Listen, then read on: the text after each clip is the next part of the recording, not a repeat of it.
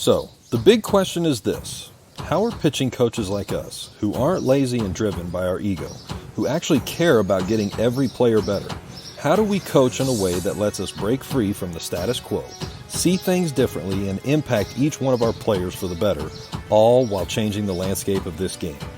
That is the question, and this podcast will give you the answers. My name is Andy Powers, and welcome to the Pitching Secrets Podcast. Hey guys, welcome to this week's episode. I'm really excited to have you join me today. I'm really looking forward to talking about this and sharing it with you. So I wanted to talk about something that I realized last night when I was at my son's 7U coach pitch game. Some of you guys may have heard me talk about Chase every once in a while and let you know, but he just got into his very first year of coach pitch, and it was supposed to have happened in the spring, but then we had the shutdown, so they canceled the season, and so he wasn't able to really experience it. But now he is able to start to experience it, and you know what? He's having a blast. He's having a whole lot of fun. We are still working at it, still trying to get better at catching balls and making our throws and hitting the ball. He's got a lot of he's having a lot of fun, and that's all I care about in terms of where he's at with stuff, as long as he's enjoying himself, and he certainly is. But last night he was playing in a game, and I was just watching the teams warm up. And, just like you, I'm sure you've been around a million games. You've been around a million different levels with your own teams, or watched other teams warm up and practice and do all of those things the way they go about their business. And it's important. It really is. Sometimes players don't understand the importance of how they carry themselves, conduct themselves just in warming up. Not only for what it does for them mentally and physically, but also what it does in the message that it sends to the other team that you're playing. I was always a big believer in that, and even last night, and I guarantee that nobody knew what they were doing, or as far as what was going on. It wasn't intentional necessarily, but nonetheless, I'm sitting here and I'm watching two groups of 7-year-olds, and we've got one team, which is the team that my son is on, that there's a lot of kids that are still learning how to catch. They're still learning, but you can see their confidence growing. You can see them getting more and more comfortable with it all the time. And then there's the other team where I look across the field, and these kids are playing catch with each other. They're catching the ball in the air. They're making good throws to each other. The coaches are hitting them balls or throwing them fly balls. They're catching them. Just the little things. And it was really impressive to me. I even turned to Sarah and I was like, man, these kids can actually catch and throw. And it wasn't like one or two kids. It was pretty much all of them. They all were sitting there just playing legit catch, which, to me, at least for what I've seen, because I haven't spent a ton of time down at the 7-year-old level, I got to be honest, is really impressive. Really impressive of how they were doing it. And in my head, I'm sitting there going, uh-oh, these guys may be a little bit better than we are. And of course, you always got to play the game. That's the beautiful thing about baseball, is that you always got to play the game. The best team doesn't always win. It's the team that plays the best. And I've always believed that too. But, of course, at this level, at the 7-year-old level, it's a lot easier, or a lot more common, I guess I should say, that they're going to make a lot of mistakes in doing that. So you go through the first inning, the other team hits first. At the end of the first inning, they bat all the way through the lineup. I don't think anybody even made an out, quite honestly. They hit every ball. And most of the time when you're playing at this level, if you guys have experienced this, by the way, you'll know what I'm talking about, and it's probably one of the great times of watching a baseball game for different reasons. But if you've never experienced this, let me just put it to you this way. All you have to do is almost just put it in play. Because most of the kids are not going to field it. They're not going to make a good throw. They don't know necessarily where to throw it. You got all this chaos. I have literally seen kids, I'm not even going to call it an inside the park home run, but I have seen plays where kids have basically gone all the way around the bases and the ball never left the infield. And it's amazing to me because you'll sit there and kid hits the ball to shortstop and runs all the way to first, and then the first base coach is telling the kid, keep running, keep going. And he gets the second, it's not even close, and then all of a sudden they make a throw, it just goes chaotic, and then they runs to third, keep going. They actually stop play when the ball is held and the runner basically can't move, or they get the ball to the pitcher who goes into the onto the mound or in the pitcher's circle, and then that is dead ball. So anyways, last night they're playing, and we get all the way through the top of the first. I think at the end of the first inning, it's like 7-0 when they bat all the way through.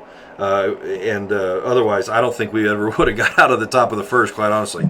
But you got kids that are up there, and you could see that they've got a plan. They've got an approach to what they're doing. They're used to hitting balls, that are starting to be thrown to them and everything.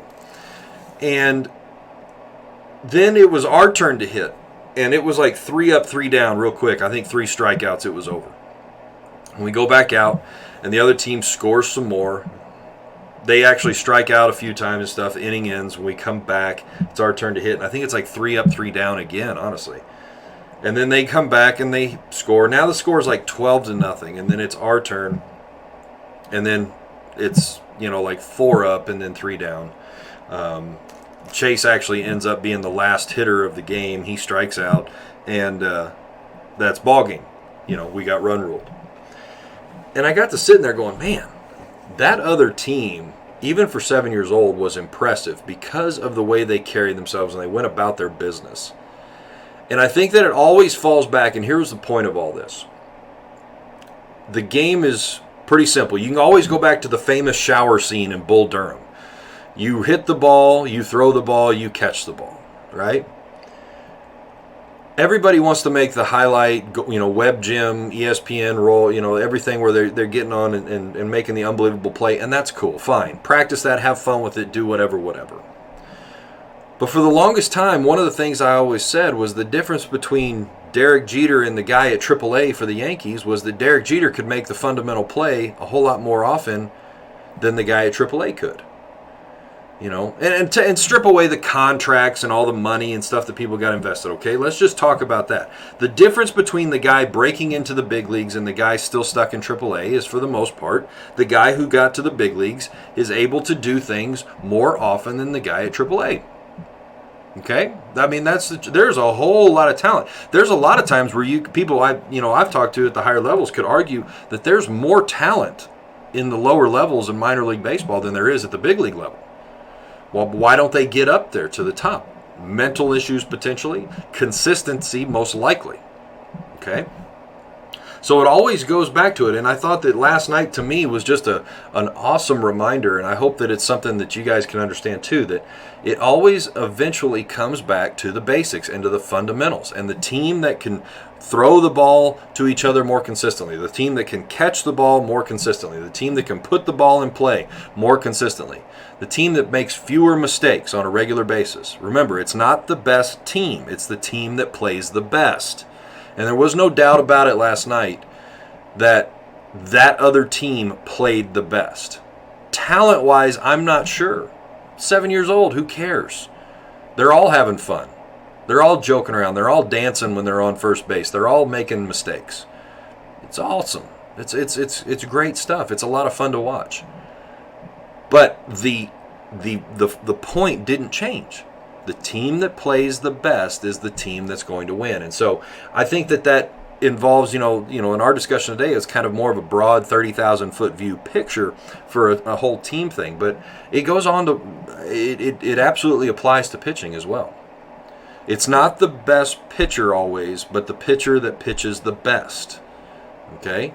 So you don't have to throw gas to be successful. I've seen a lot of guys that can pump it up there and they get rocked. And I've said for the longest time, I've always been convinced that you could send a jet fighter airplane through the strike zone. Eventually the hitters are going to catch up to it unless you've got something else to combat it with. So the guy who can locate, the guy who can change speeds, the guy who can slow it down, speed it up, mix it in and out, up and down, the guy who can do all of those things, that's the guy that's going to give you the best chance. Now, if that guy has some velocity behind him to help, even better. Okay, I'm not sitting here knocking the whole, it's all about location and velocity doesn't matter. I'm not saying that at all. It does matter. It's always mattered and it always will matter. Okay? But it's the guy who can execute more consistently. That's the guy who's going to give your team the best chance to win. And that's what we're looking for, and that's what we're asking for as pitching coaches. And it applies at the high school level, it applies at the college level, at the pro level, at the 12U level, and it definitely applies at the 7U level, is the team that can make the more fundamental, basic plays more consistently, executing what they're supposed to do, is going to have the best chance to win. Okay? And so I just wanted to kind of share that story with you. It was a reminder for me last night. I hope it's a reminder for you, or just kind of to refocus a little bit of back to the fundamentals, the basics of what it is that you're needing to do. And so I hope that was helpful for you. So anyways, I am looking forward to our next game, and I hope that you guys are doing well out there as well. And I will talk to you later. See ya. I hope you enjoyed this episode of the Pitching Secrets Podcast. If you want to learn more secrets to enhancing your pitching coach abilities and add to your playbooks, all while breaking free from the current status quo of today's coaching, then I want you to join me in my movement to becoming a pitching boss. To start, I'd like to give you a free 3-day masterclass for pitching coaches. In this masterclass, we will take a deep dive together on arm care, creating your daily routine, and developing your pitching staff rotation. Go to bullpensecrets.com/masterclass and sign up to get started today.